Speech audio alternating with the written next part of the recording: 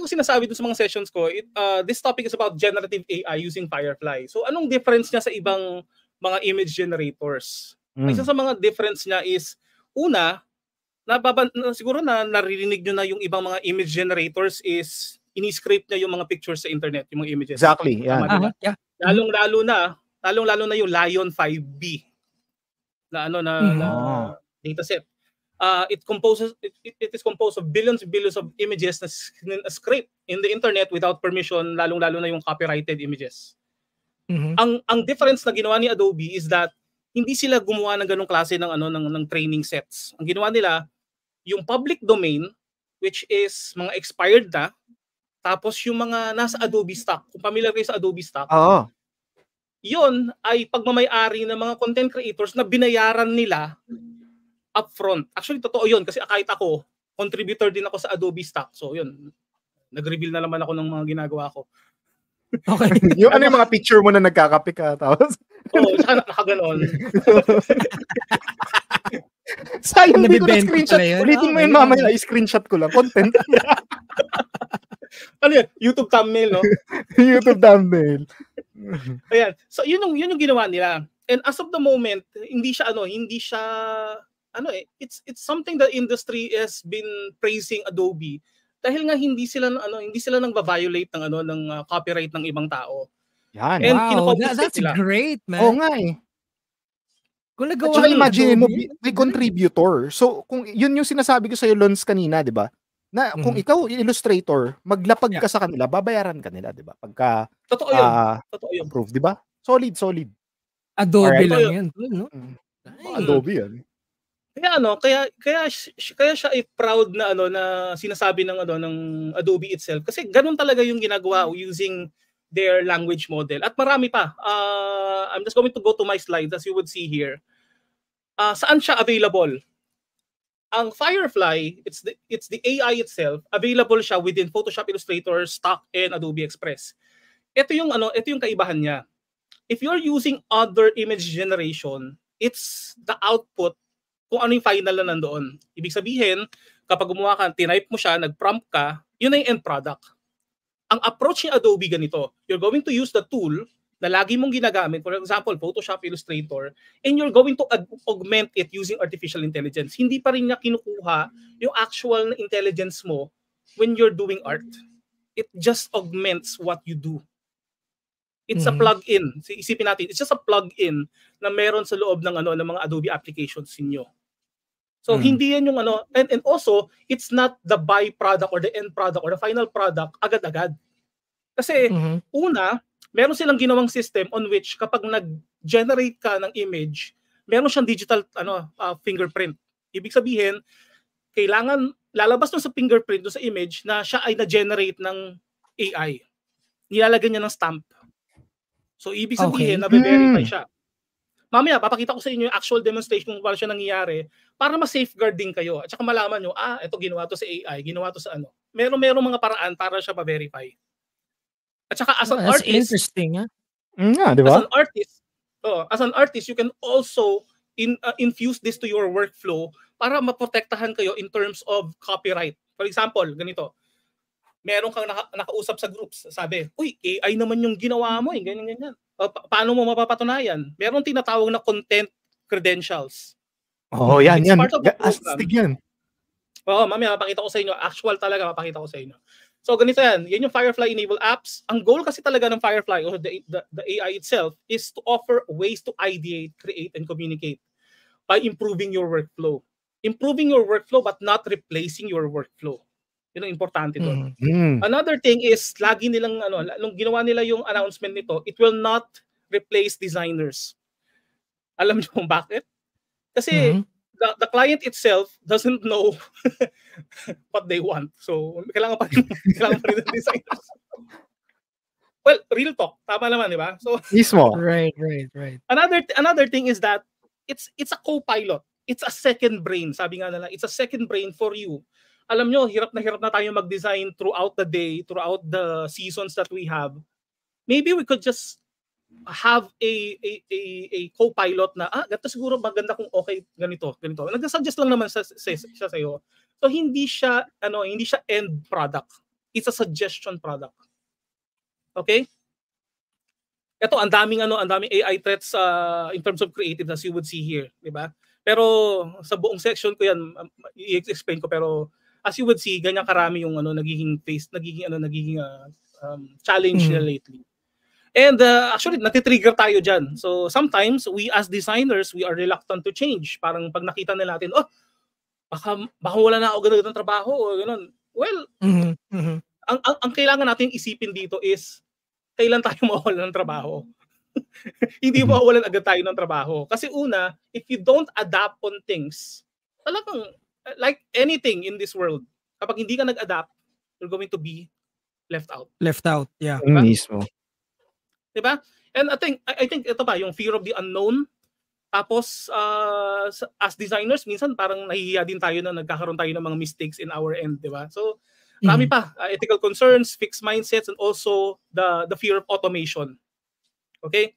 In terms of automation, kung kaya nyo mag-ideate na mas maraming ideas or design like concepts, it's a superpower for designers. Diba? Parang, pwede pala ng ganito, no? Hindi ko pa na-try ito. So, think of it this way. Diba? Alam nyo, nakita nyo na itong image na to, it's very controversial kasi ito yung pinasa nila sa sa Colorado State Fair na nanalo. Image na to. Pero ang kagandahan niyan, it raised an awareness na if people will be doing bad things, they will really get out of it. Pero actually, itong image na to, sinabi nila na, hindi, this is generated by AI. This is generated by AI. So kailangan din natin as designers, as creators, we have to be very authentic about what we stand. Sabihin natin kung ito ay generated by AI, hindi nyo siya ginawa. Okay, sige. Ang mahirap kasi doon, pag sinabi natin yung bagay na hindi natin talaga ginawa, tapos inamin natin na yun. Diba? Doon tayo nagkakaroon ng problema. Diba? Another thing is this, nagkaroon din ng ganyan, yung AI-generated party. Kung naalala nyo to. Daming daliri talaga ng mga yan.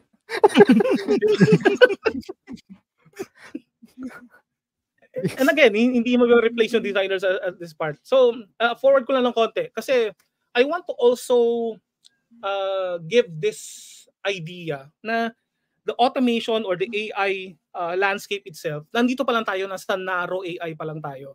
Nakita niyo si Where's Waldo, di ba? Si Where's Waldo. So, nandito pa lang tayo. Matakot na tayo pag nasa super intelligence na tayo, kasi talaga meron na siyang sariling pag-iisip. I'll be back. Gagano na siya. Get on the chapa. Okay, so ano to? Meron din mga questions dito as you would see. Can art styles be copyrighted? Actually, hindi, di ba? Art styles cannot be copyrighted. Nagkakaroon lang tayo ng problema if someone has stolen your work and use it. Let's be clear on that. Totoo yan. Both ends, anti and pro-AI, masama yan. Di ba? Or someone is emulating your style, color palette, and even composition. Tama, di ba?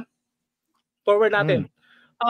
Another thing is that if we want to equip ourselves to be future ready, tingnan niyo yung World Economic Forum na paper.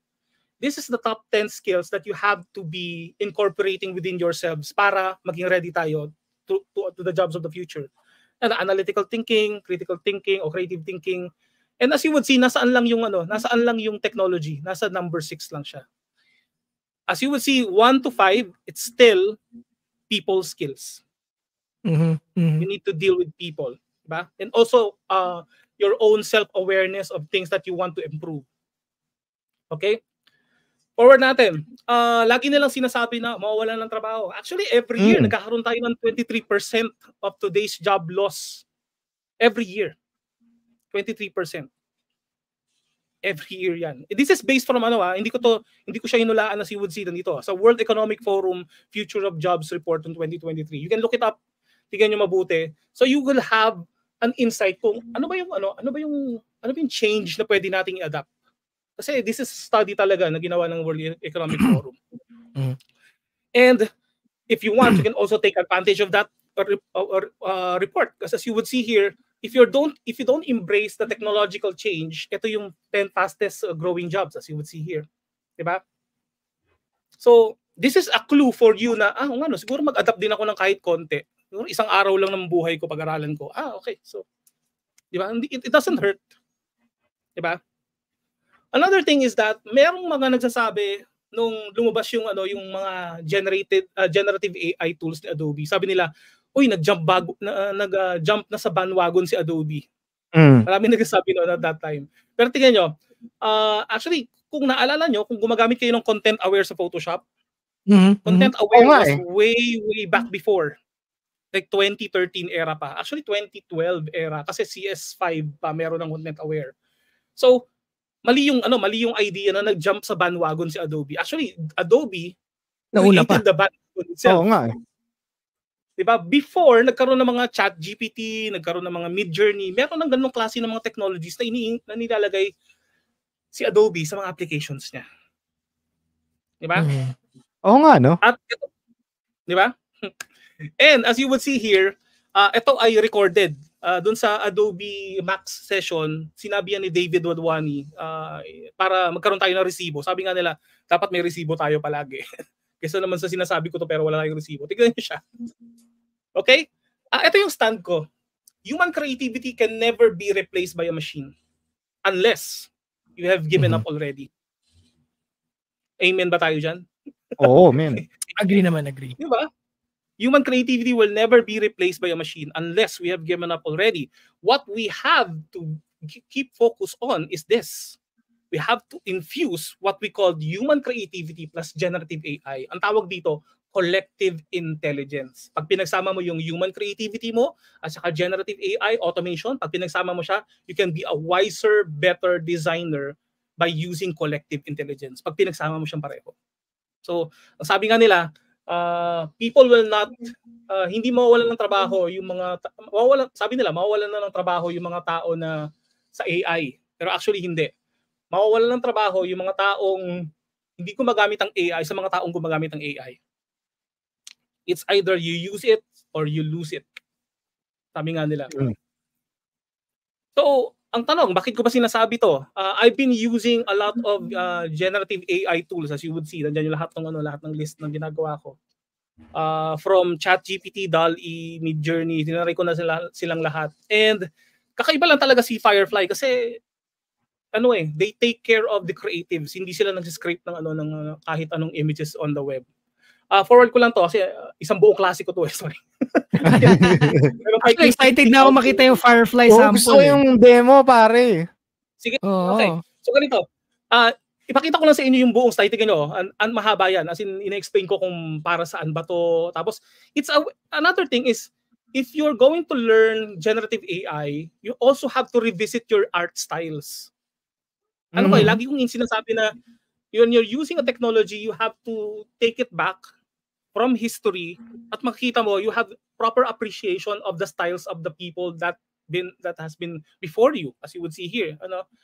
Example of art styles. Lagi namin pinag-usapan ni Jem nung unang labas nung Firefly. Pinaka-favorite ko dito Rococo style. At saka Baroque, ukiyo-e. Akalain mo marami kayong matutunan dito. Actually, use it as a learning experience.